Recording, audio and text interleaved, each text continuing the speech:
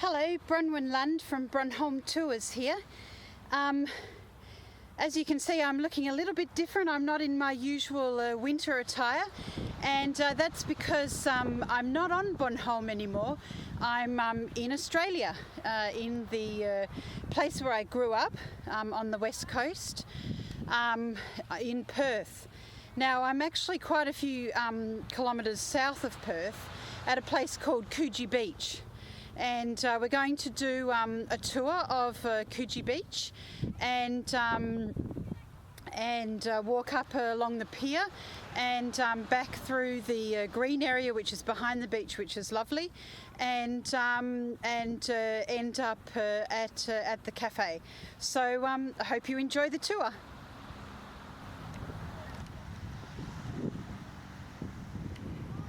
Just walking down onto the beach now. It's a bit overcast today.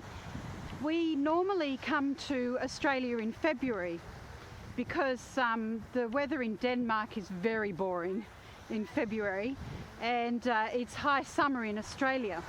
But this year my mum is turning 70, so we've come in April.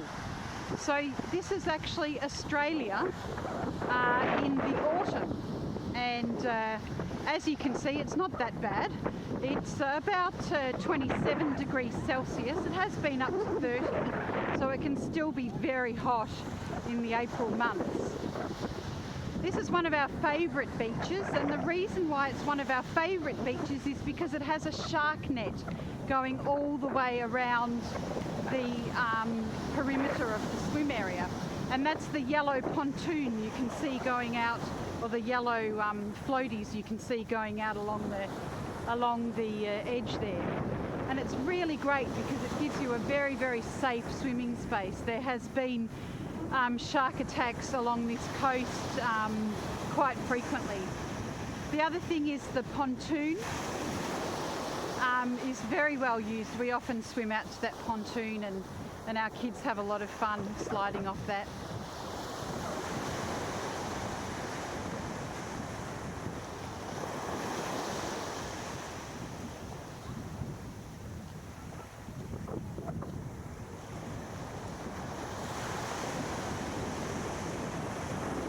So now we're just going to walk up the beach and walk out onto the jetty and have a look at what it's like from the end of the jetty.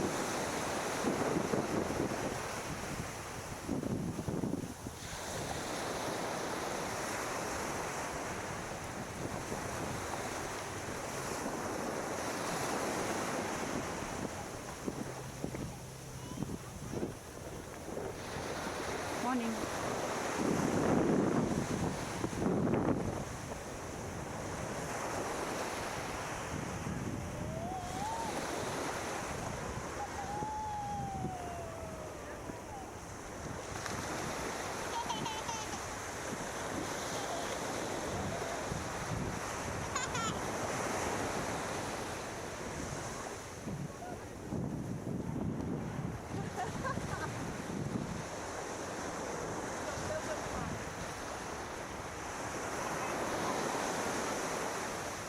And this is my lovely sister walking along the beach here. This is a nice surprise.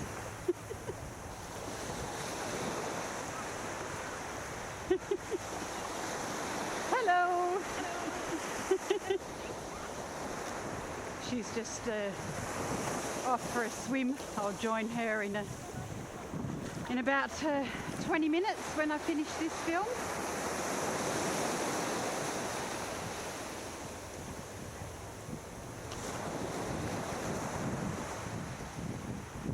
Actually, we'll just go under the jetty and have a look out to the other side, because this beach has mostly been, people have grown up in the working class area, and right down along the coast to Coburn is where the shipbuilding industry is, and there's a lot of industrial area down to the south, and there's been a lot of dispute about pollution into the ocean and things. But as you can see, the ocean is wonderfully clear now, and has really been cleaned up. And out to the to the right there, out on the coast, is the outline of Garden Island, and that's actually a military base where Australia has a lot of its west coast military activities. And actually the ferries that service Bornholm have actually been built in Australia. The one that currently services Bornholm was actually built in Tasmania, but the ferry that serviced Bornholm before was actually built here in Coburn, and just down the south of the coast there you can see the shipbuilding warehouse just down the end there.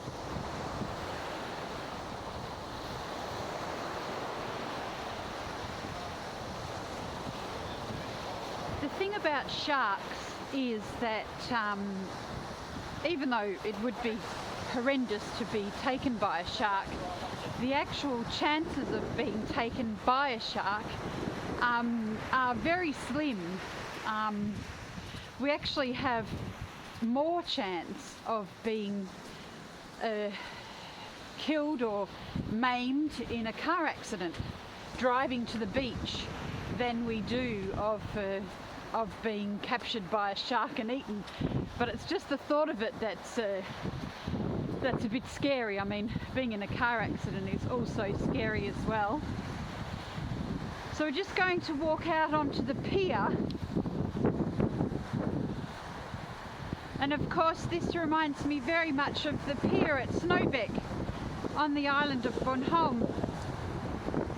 And I have this hypothesis that when God made the world, not that I'm a creationist or anything, but when God made the world, he took Australia down under to form the country, and on his way down there he actually dropped a piece of the country, and that piece of the country became Bornholm.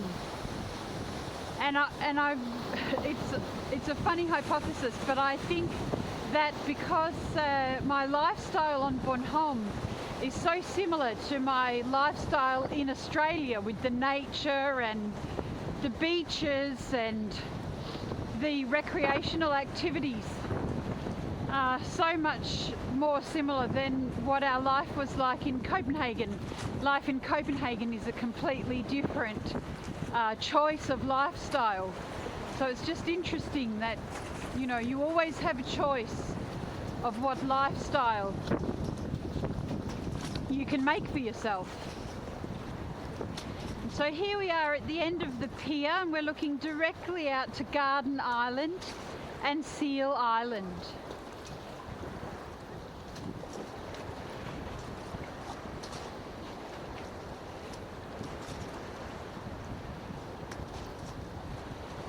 The camera seems to be behaving itself today. It's not switching off on me in the middle of a section.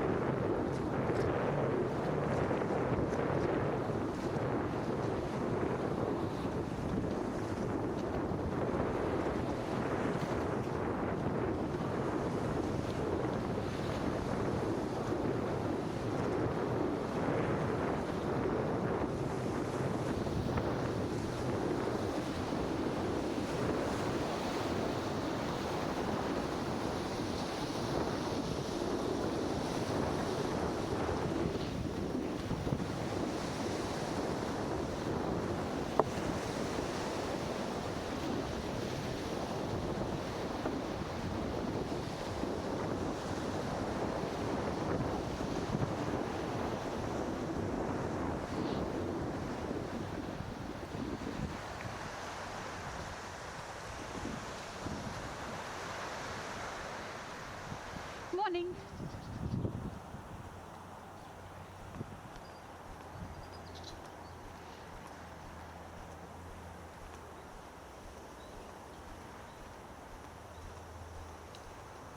So now we're actually coming up to Coogee Beach Cafe. They do a fantastic stack of pancakes as well.